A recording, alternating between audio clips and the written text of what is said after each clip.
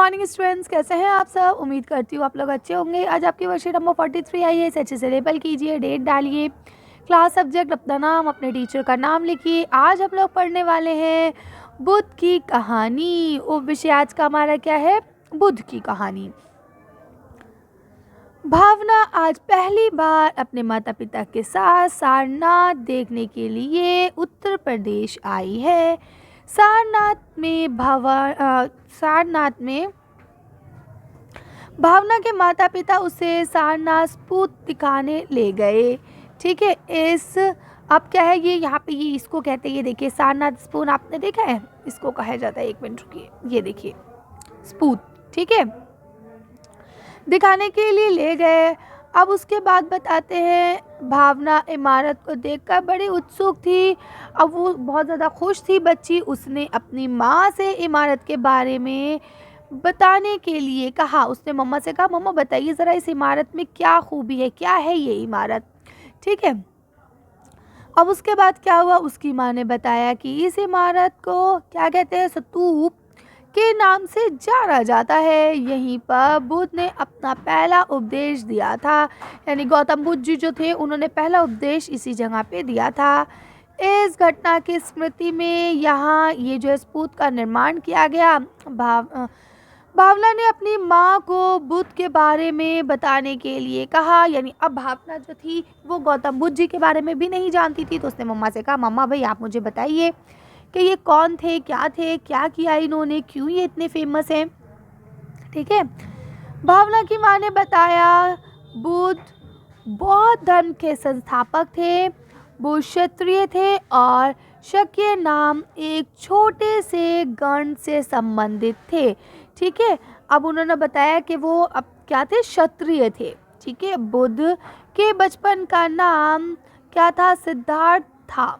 ठीक है, उन्हें गौतम के नाम से भी जाना जाता है। उनका जन्म लगभग 2500 वर्ष पूर्व हुआ था। यानी आज से लगभग 2500 साल पहले उनका जन्म हुआ था।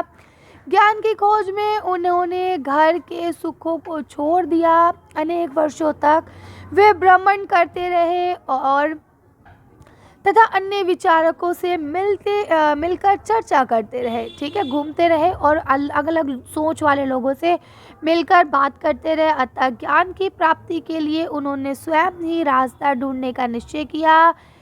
इसके लिए उन्होंने बौद्ध यानी कि गया बिहार में एक पीपल के पेड़ के नीचे, ठीक है, पीपल के पेड़ के नीचे कई दिनों तक तपस्या की। अतः उन्हें ज्ञान की प्राप्ति हुई। इसके बाद वे बुद्ध के नाम से जाने गए। यहाँ से वे वाराणसी के निकट सारनाथ गए, जहाँ उन्होंने पहली बार उपदेश दिया। कुशीला में मृत्यु से पहले का शेष जीवन उन्होंने पैदल ही एक स्थान से दूसरे स्थान की यात्रा करने में और लोगों को शिक्षा देने में व्यतीत किया।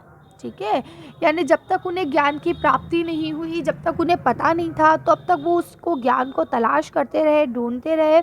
और जब उन्होंने गया में बिहार में तपस्या की, उसके बाद उन्हें ज्ञान की प्राप्ति हो गई, तो फिर उन्होंने आकर सबको उसके बारे में बताना शुरू किया। और ये बात बहुत अच्छी होती है बेटा, जब हमें कोई चीज़ पता होती है, कोई ज्ञान की बात, कोई अच्छी बात, तो वो हमें सबके साथ साझा करनी चाहिए, है ना, ताकि सब उस चीज़ का फ़ायदा उठा सके, सब आगे काबिल बन सके।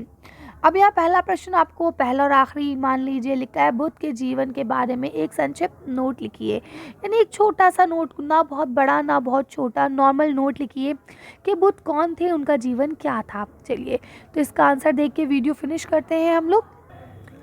तो देखिए हम लिख सकते हैं, बौद्ध धर्म के संस्थापक सिद्धार्थ गौतम थे, जिनको बुद्ध के नाम से भी जाना जाता है। 5वीं शताब्दी ईसा पूर्व के दौरान में वो रहते थे, है ना। 6 साल की खोज के बाद बौद्ध को क्या हुआ था, आपको बौद्ध वृक्ष की, मतलब जो पीपल का पेड़ है उसके नीचे उन्होंने ध्यान करते हुए उन्हें आत्मज्ञान मिला था। उन्हें ज्ञान की प्राप्ति हुई थी। जैसा भी हमने वर्कशीट में पढ़ा, उन्होंने अपना शेष जीवन दूसरों को यही सिखाने में बिताया कि आध्यात्मिक व्यवस्था को कैसे प्राप्त किया जाए, यानी किस तरह से आप सबके साथ अच्छा व्यवहार करके भगवान के करीब पहुंच सकते हैं। चलिए, तो आज की वर्कशीट को हम यही खत्म करते हैं। अच्छी वीडियो में बस इतना ही। अगर आपको हमारी वीडियो पसंद आई हो तो प्लीज़ इसे लाइक और शेयर करें। अगर अभी तक आपने मेरे चैनल को सब्सक्राइब नहीं किया तो प्लीज़ मेरे चैनल को सब्सक्राइब करें। Thank you for watching.